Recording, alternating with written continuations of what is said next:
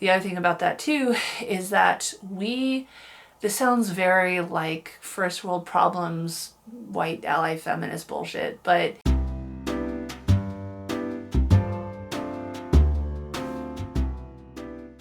we have been wanting to redo the back patio since we moved here 5 years ago. It's got a wood deck, and whoever built it before we moved in here, it was a DIY aficionado, and while it looked good when we moved in, he used the wrong kind of nails, screws, and he used the wrong kind of wood treatment. So over the course of the last 5 years, the wood has warped, the screws have all rusted. So when I tried to like pull one up to see if my lost cat, who disappeared in December and never came home, I pulled up some of the boards just to make sure her body wasn't like trapped under there or anything. I wasn't able to put the boards back in, and my husband was walking along the deck a couple weeks ago and his foot went through one of the boards. And I mean, he's, you know, heavy footed and like 250 pounds, not 250, 230, something like that.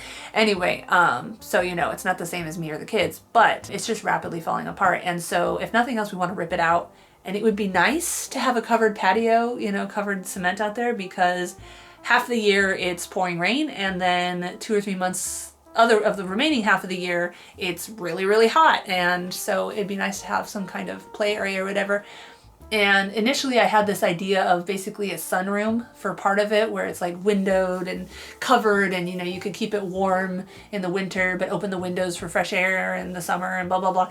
And supposedly that would be like insanely expensive. So I was like, okay, let's pare it down to just screens, you know, a framework, a roof, and screens. And we got a second contractor out here yesterday to look over and talk about plans. There was one contractor that our realtor, who I do like, who sold us this house, recommended, and he came out within a few days of me calling him, and we got along really well, and he was like, I'm gonna get you a quote.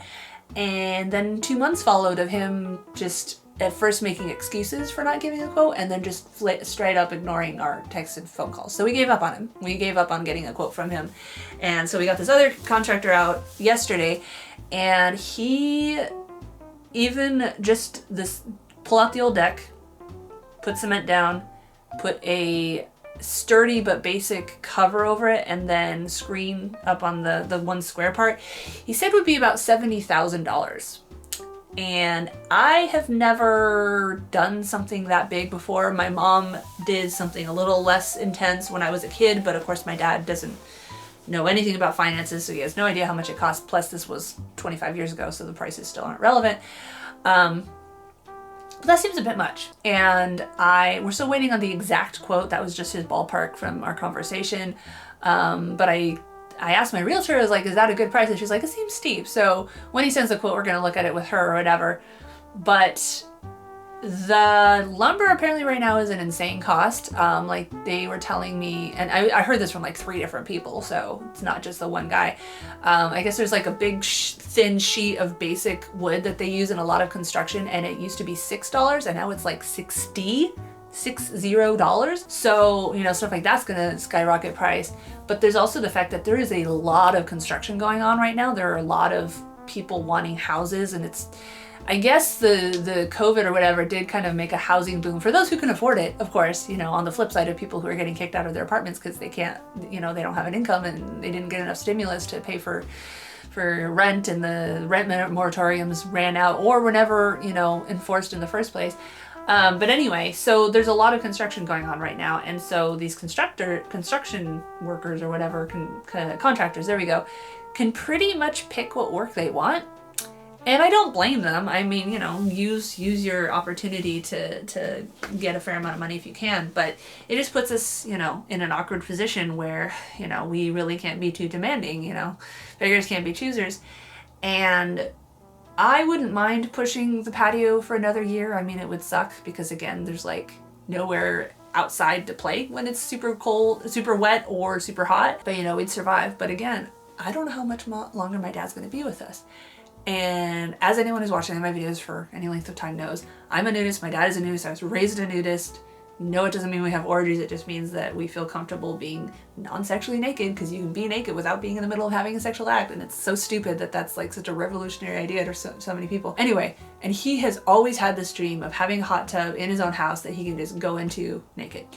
And the way it is right now, we do not have any privacy from our neighbors. We have a, you know, chain link fence on 3 sides, and then there's another one that looks down into our yard and all this other stuff. So if we can't get this patio built up where we could, you know, hang something over the shades, then he won't be able to have his dream. And I'm saying, you know, like just wear a robe and then take it off right when you get in there. Like, I don't think it's a big deal, but I don't know. So he really wants that to happen. And I mean, I like it too. I like it to happen too, but I really am trying to give my dad some of the things that he's always wanted. And, you know, one of the things that we are dealing with is that we already knew that my mom fell for a lot of pyramid schemes and just, you know, get rich quick schemes and all this bullshit her whole fucking life, but especially all my life.